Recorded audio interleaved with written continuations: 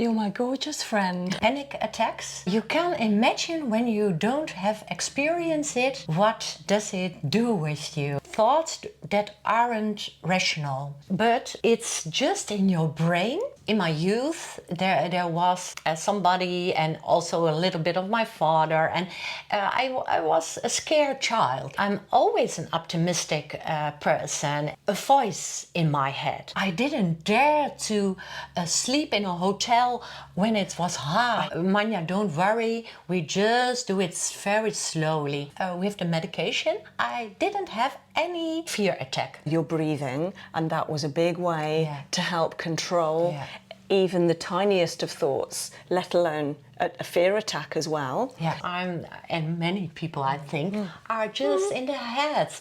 And we have to learn to be in our bodies again, to make connection with our bodies and to be grounded.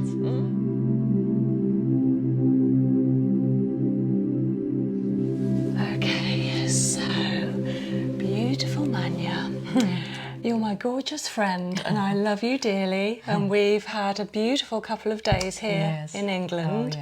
And you've come all the way from Holland, the Netherlands. A little town called... No, not little, but Enschede. Okay, it's quite a big town. 100,000 people. Oh, yeah. Okay.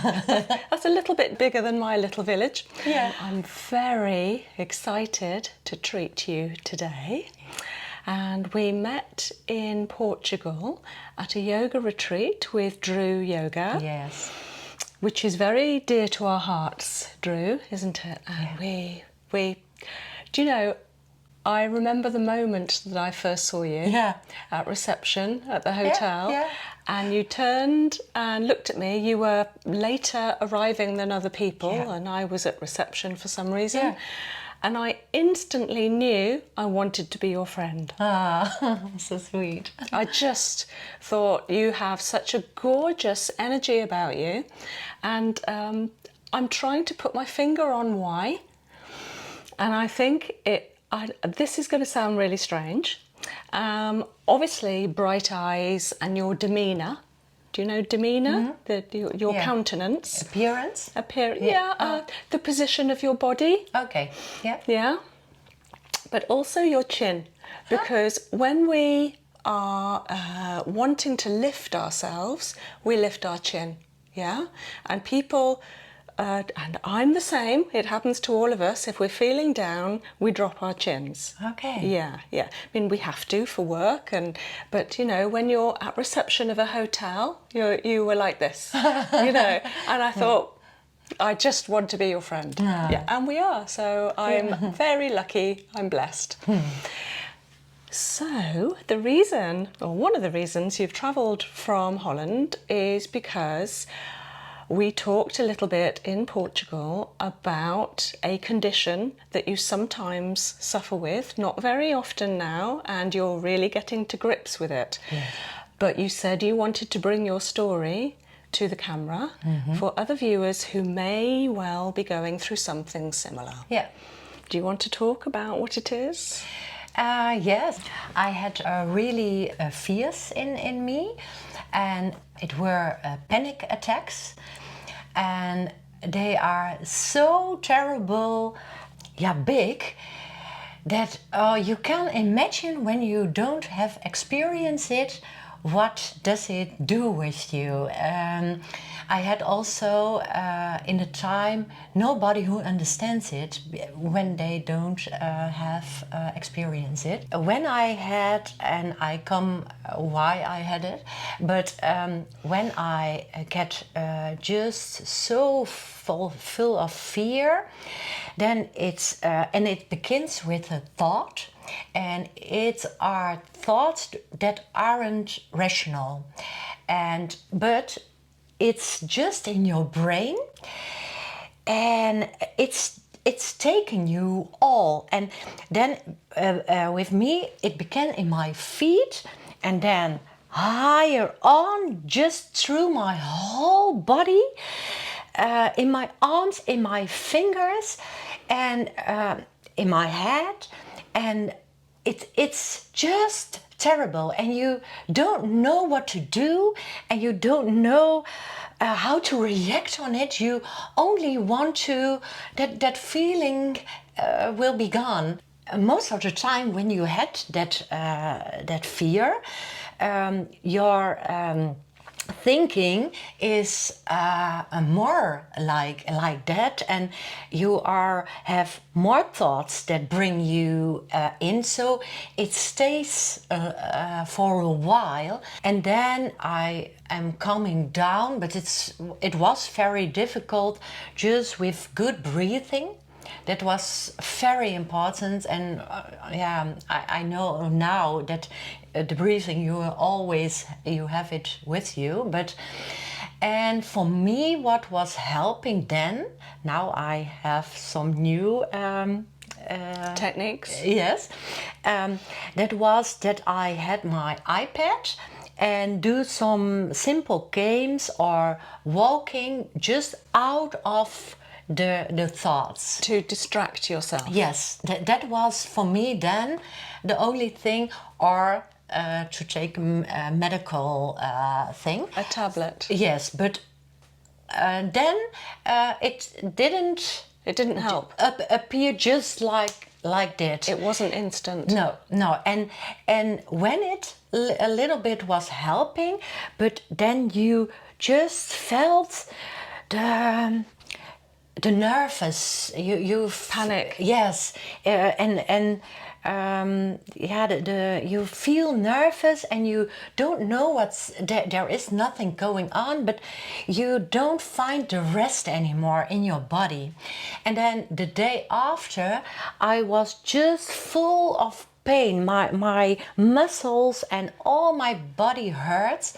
Oh, and I forgot to say that after the panic attack with the fear attack, I call it, I was just crying. And when you cry a lot, it makes you very tired. Yeah. So the next day, maybe 1 or 2 days, I was so tired and my whole body hurts. And because I had to have a time that I had many of that attacks, and then I thought, oh, I can't live so long when I have this all the time. You can't be growing up or be going old. Aging. Yes, aging. Yeah. When you feel like this, and I thought, oh. What do I have to do? But I didn't want to have medicines. I felt strong, and I didn't want to, because I thought, Manja, you can do it, and no, but there was some part I had to, but what I also want to tell you, and the people that it was from, now, not that maybe little, but that I wasn't there to do all kinds of stuff that I normally just did, just with pleasure. I didn't dare to go into a bath. I didn't dare to walk alone. But maybe I should tell where it starts. In my youth, there was somebody, and also a little bit of my father, and I was a scared child. I was scared of people, and that had a big influence on me. And in the family of my father, there is also much of worrying and much of fear, so it's also in the line of the family. And so I felt my whole youth full of anxiousness and fear. Because you said yesterday that your father was quite negative. Is that right?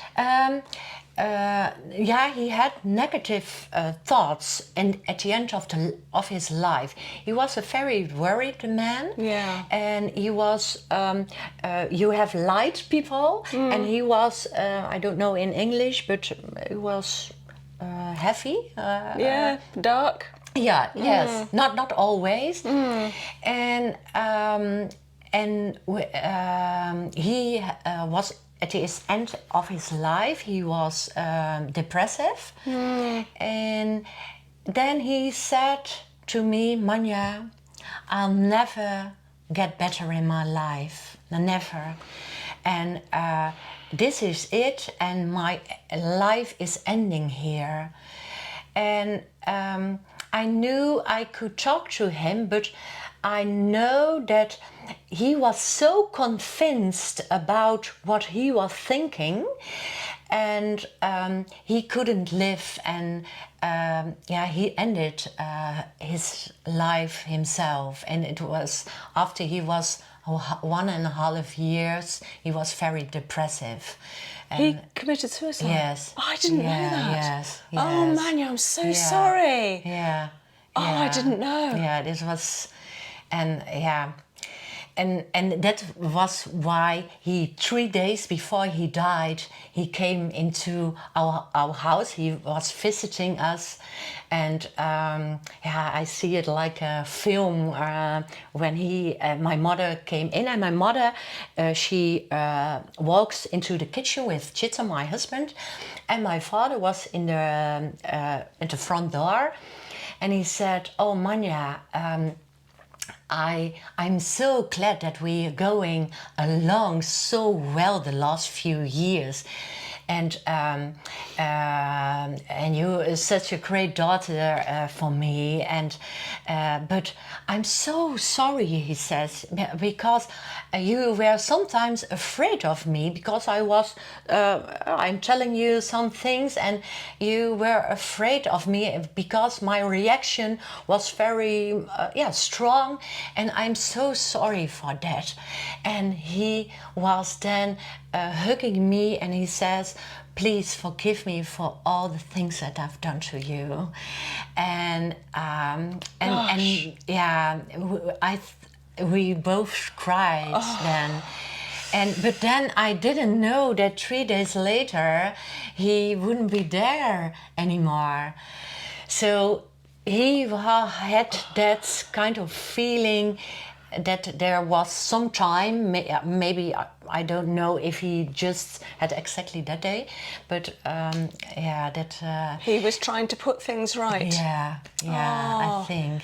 I bet you're glad that he did, but just a shame that he couldn't get to grips with his head. Yes, and with his mind. And your mother must have found that very difficult. Yes, and my mother found him also, so it was terrible. But he said he was dying because my mother was ill.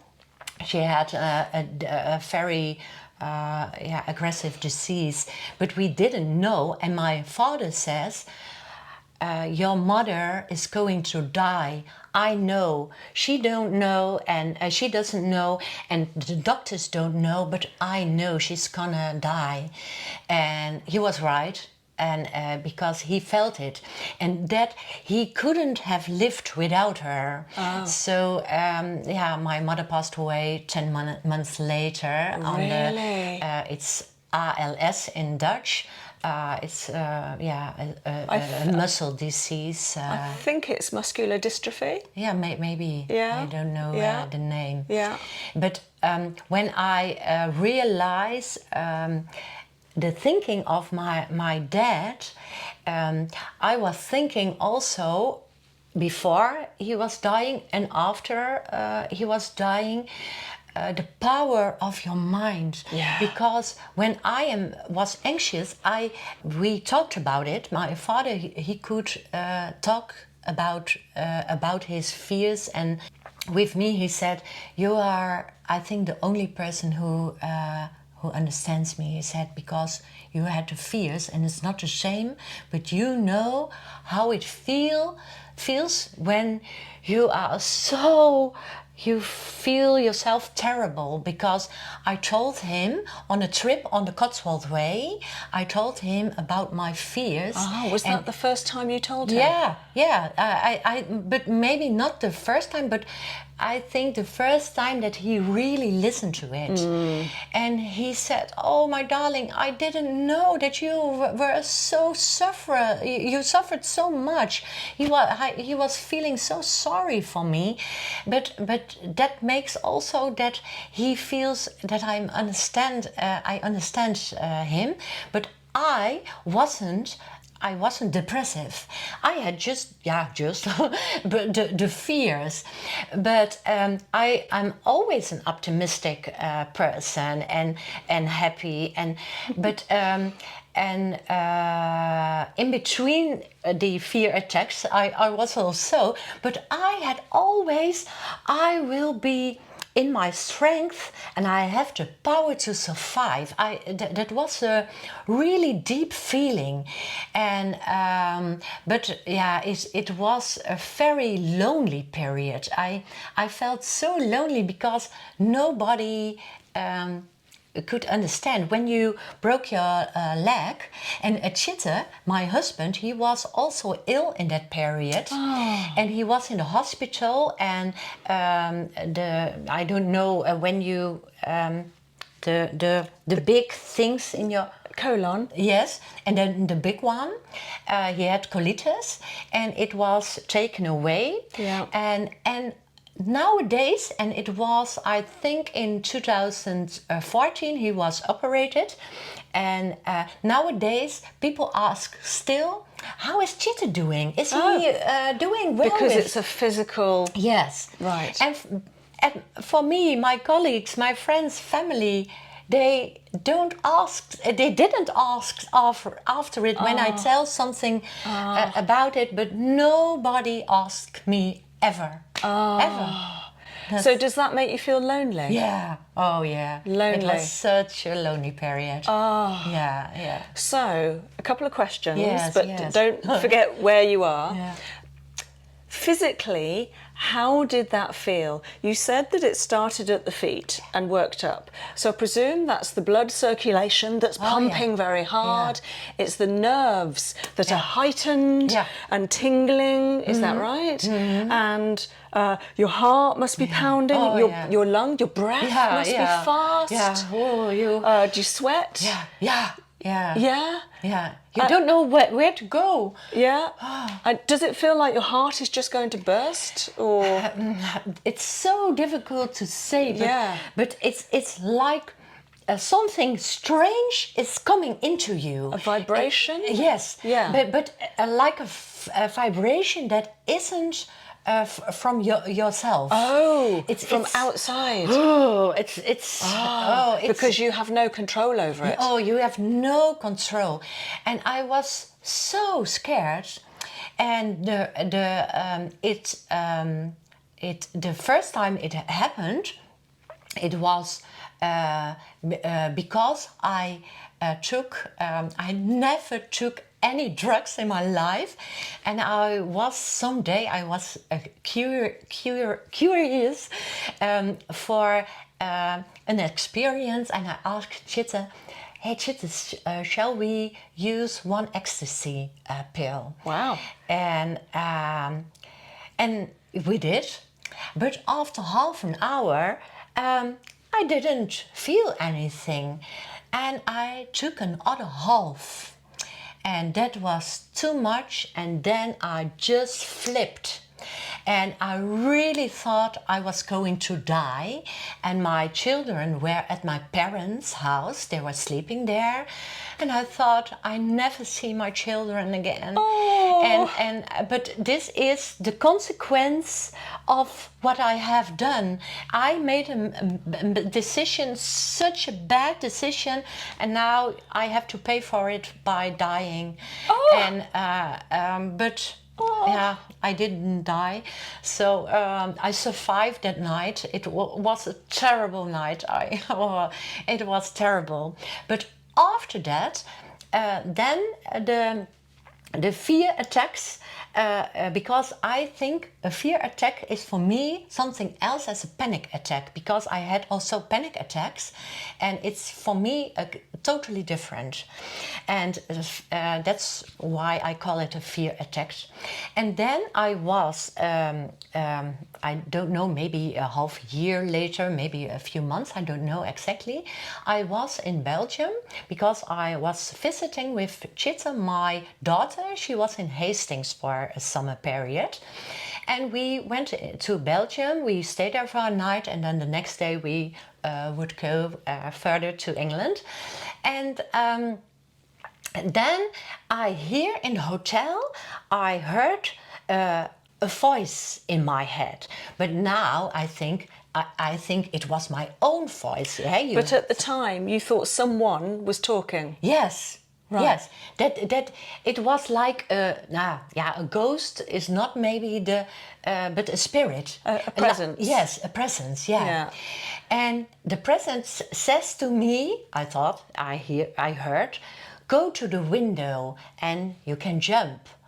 Oh, and I was so afraid, and Chitsa was downstairs, and I thought, no, I don't want to, but it's like I get someone who tells you something to do, I don't know the word, and I was so frightened, and after that, I think maybe 8 years, I didn't dare to sleep in a hotel when it was high. Oh. I always ask, oh, please let me sleep On the ground floor. Yes, otherwise.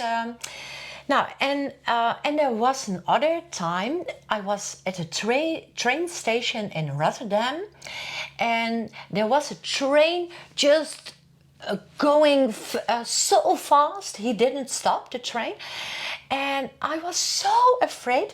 I was really holding on the wall, because I thought, oh, maybe not speak to me, that I have to jump before of the train, and it was so scared.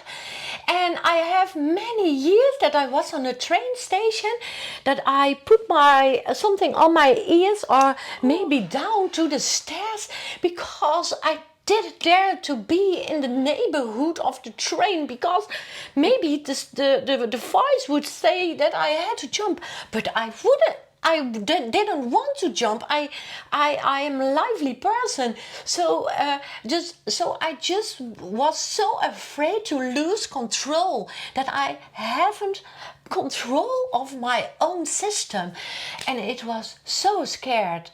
And then also, when I was at home later, I didn't dare to go in my bath, in the bath. Well, the shower I did, but I was afraid that my voice said, go under the water.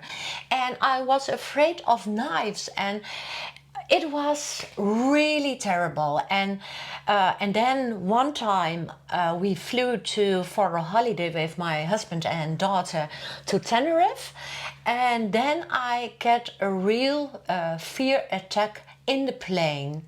So many years I didn't dare to fly, and then on the island I didn't eat for days. I was just shaking, and I go there to a doctor, and he says, you get something for now, but when you are in Holland back, you have to go to see the doctor, but this isn't good for you, and isn't normal. And then we booked earlier, because I had to go away. I had to go back, because the home was the only safe place where I could be. Yeah.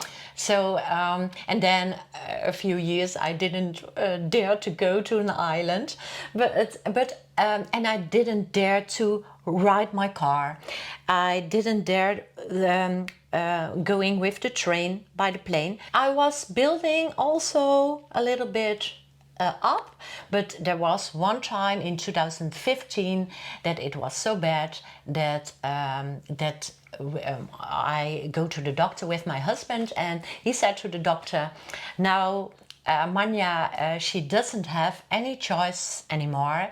She had now 7-8 years for doing it herself, for being strong and to climbing up again, and she did well. But now it's not, and that was in the period that my father died, and my mother was very ill, and Chitte was he was ill, and then I got my medication, and I didn't had a high. It was not much of the dose, yes, but the second week, because I start with little bit, I said to the doctor, "Oh, I'm so scared. What will the medicines do with me?" So I was afraid of the medication, and she said, "Manya, don't worry. We just do it very slowly." Right. And then the first week I didn't feel anything, and the second week I thought, huh? Whoa, I'm feeling relaxing. My nerve system was coming to a rest. I could breathe again. And that wasn't that I had before every day the fear attack, but I was nervous it was in all of my cells, in my whole system. So it was and then it was on the 6th of March, I remember, and I know where I was, and then I said to Chitte, I feel normal again. And I was so grateful, but I thought, it wasn't big, but I thought, oh Manya, why didn't you do this earlier? But it brings me also things, because I was more sensitive, and for other people, for the children in my daycare, and I changed the vision, and so it brings me also a lot. But it was really a struggle, and now I'm in the process that I, after 9 years, I want to have no medication, but it's all reducing. Also, yes, reducing very slowly. Yeah. Because I'm so sensitive that now I think I had 75 milligram, and now maybe I'm on the 68. Yeah. And that I feel. Yeah. I feel the difference. Do you? Sometimes I a little bit shaky, and then I think, oh, it's okay. It's the medicine, but I feel it in my body. Okay. Yeah, and you've got a good doctor, and you're talking together. Yes. And you can always manage the medication between you, can't you? Yeah. If needed, if you're worried. Yes. Oh, and yes. I want to tell from the experience in the Algarve. Yeah. After 9 years, I didn't have, with the medication, I didn't have any fear attack. Maybe once or twice, a little thought, and then it was slipping away. Okay. But in the Algarve, when I met you, nothing to do with meeting no, me. No. Now you help me, but I will tell you then. I was going to the supermarket, and I needed a knife because for my apple, and that I don't have to lend or borrow in the hotel. And I buy A sharp knife. and it was so sharp. And because I did my apple, and I see the sharpness of it, and then.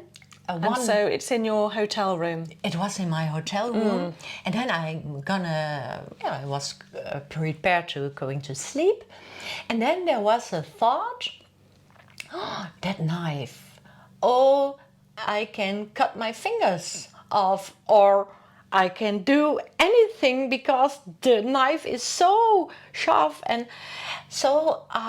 and then it was coming again. Oh, the fear was coming through my medication. I didn't know that it could happen. Even though you're on the medication, and then you're on the highest dose. No, I never been on the highest dose, but have your highest dose. Yes. Yeah. And not the medication, but the fear climbs up. And I was so afraid of my thoughts and and the knife. But then my mind says, there isn't a voice in you that says that you have to do something with the knife. It's just a thought that every people sometimes have, we have all the strange possibilities. Thoughts. Yes. Yeah. And it's just a mind fuck. So in my own head. And it isn't a separate voice, it's just my own voice. And just please calm down. There's nothing. Because you are strong. You are not going to... It's like my knife is there. You don't are going to your knife. It's staying there because you are powerful and you don't do it. And then I was a little bit of calm, and normally I get my iPad for the little games and distraction, or I call chitter, and maybe I was calling me. Yes, but I didn't. Not one of those things, and even I didn't read before I'm going to sleep. I always read. Yes, I just lying down in my bed and observing my thoughts, and telling me that it wasn't a real thought, and that it's normal to think something, and then it flew away, and I went in sleep without doing anything, and I didn't cry, and I didn't have any pain. The next day, I was just normal. And it was the first time that I really faced it. Wow. I was so proud. And that morning, I make goosebumps. Yeah. And that morning I saw you and I told you the story, and it was so nice. You listened so well. And then you said, Manja, do you want me to have your knife this day? And I thought, And then I think you say to me, but you are so great what you have done. You don't have to prove yourself again. You have managed. So please bring me the knife. And I did. I bring you the knife. And because I thought maybe one challenge is enough. Yeah. But that's a little bit of my story. Yeah, fascinating. It is fascinating. And I'm so proud of you for being so open and honest. You know, some people, and especially on camera, might not want to reveal that, because some people would reveal something like that and think they are weaker because they suffer. Okay. You know, everyone wants to be the strongest, healthiest, mentally strong person that you can be. And any chinks, any dents and weakness, we think to ourselves, I'm embarrassed, I'm ashamed, I'm not as strong as I could be, and they don't want to relay that to other people. So I think you're amazing. You know, I'm so proud of you and I love you so much. Yeah, incredible. And I think this your story is really going to capture people's imaginations, and it's going to make people think, I think I know someone who suffers like that. I'm going to ask them how they are. I'm going to reach out and say, let's have a Yeah. cup of tea. Yeah. Let's talk Yeah. about it. Yeah. You know. When you say this, it's what touched me. Yeah. Yeah, because it was so lonely. Oh.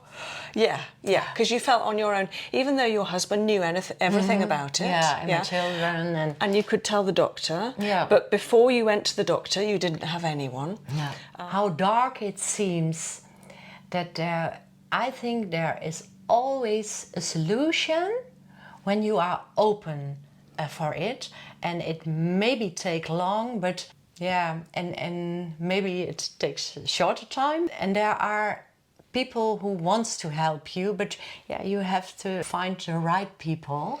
I'm not someone who wants to say, oh, please use medication, but sometimes you need it just for a time for overcome the most worst things, feelings, and then you build it to zero again, and then take over your life again. Yeah.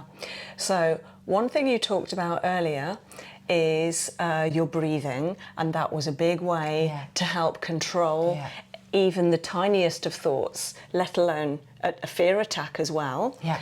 And of course with Drew Yoga we do a lot of work with prana and the breath, so energy and breath. I know through my Drew work and my courses that breath is really important, and maybe when we're having panics or fears, maybe we're not breathing correctly, and it's only high. And it's not feeding the brain, it's not feeding the organs. So it's understandable physiologically why the body would be tingling, because it's not getting the oxygen because we're breathing up here.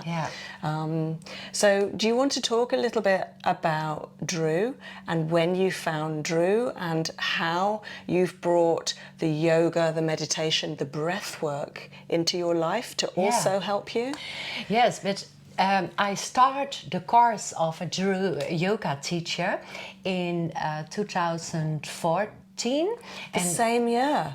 Yeah, it was the year that my father died. It was just a few months before. And 10 months later, my mother. And I think that when I didn't have the Drew, that I didn't manage so good with to cope with their that they aren't there anymore, with their death. Right. And it wasn't only the breathing, it was, but also the philosophy of it. Also the philosophy of a little bit of the Buddhism, that people are very attached to things, but also to people. And if you just can let go of it, and because life is what it is, and when a parent is dying, it's very sad, but the person is death and you can't change it. And so acceptation and going with the flow. And the Drew yoga is also really movements with the flow.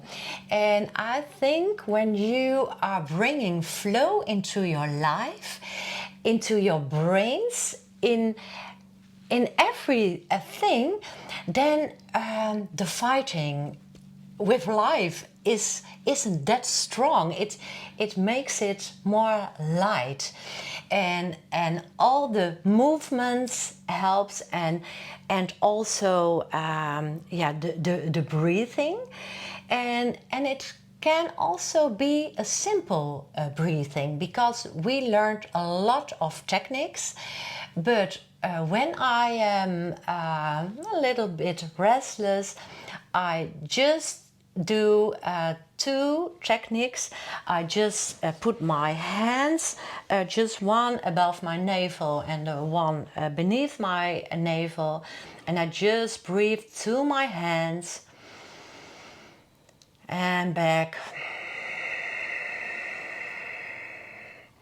And it's important breathing in through the nose and also breathing out through the nose, not through the mouth.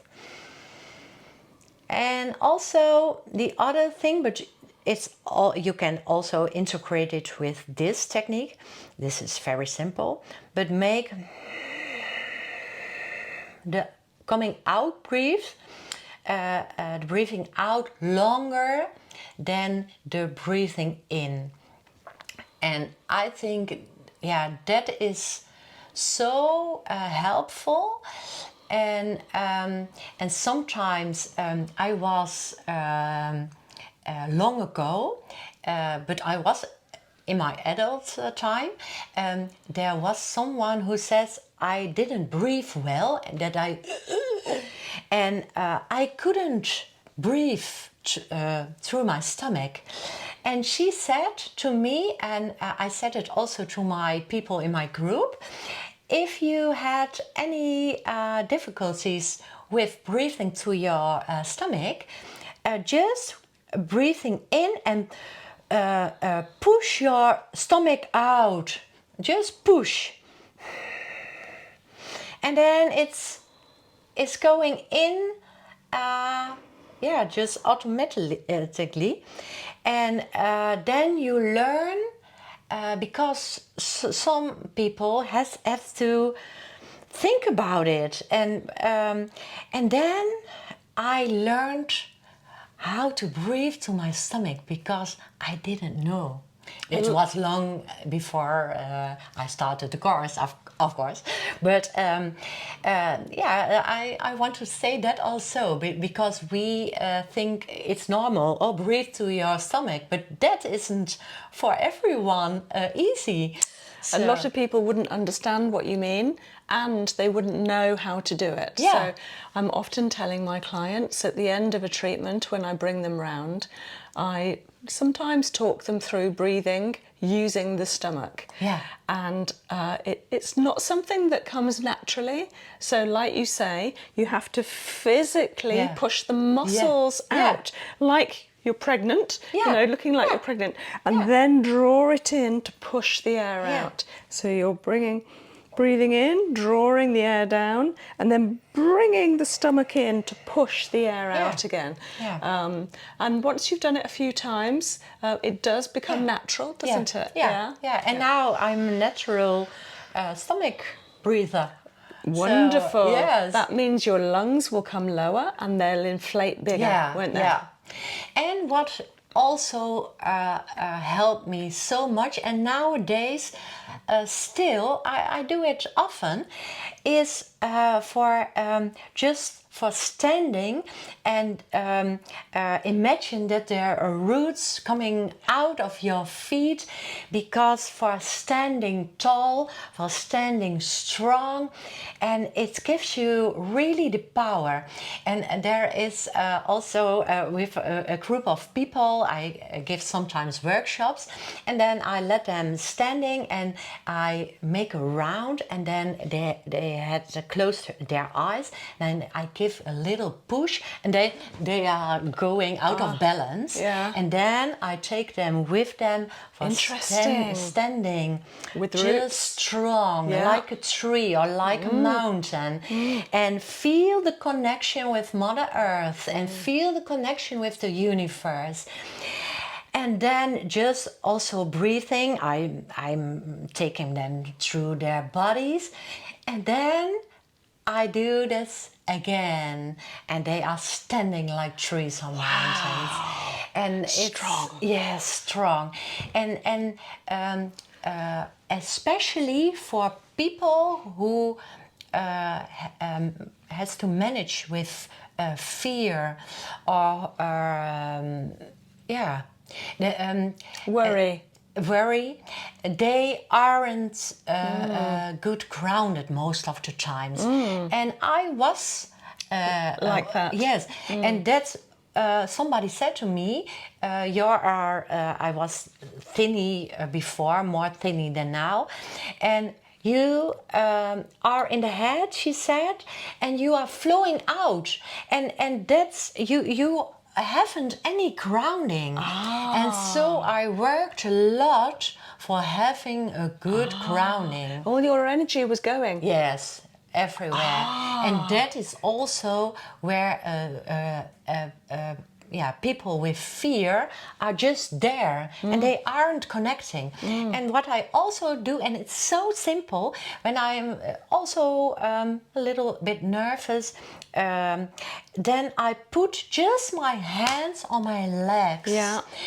For bringing my attention to my lower part of my body. Right. Because and many people I think, are just in their heads. And we have to learn to be in our bodies again, to make connection with our bodies and to be grounded. So that is, and Drew brought me a lot more, but those are the most simple things that I think that brought me the most, and the philosophy, of course. I really love it. It's so special. Yeah, to just sometimes to looking different to things. Yeah. And it makes you another person, I think. Yeah. Wonderful. Yeah. I see your eyes shining when you talk about it. Yeah. You glow. Okay, I'm going to give you a lovely treatment now, Manya. Yeah.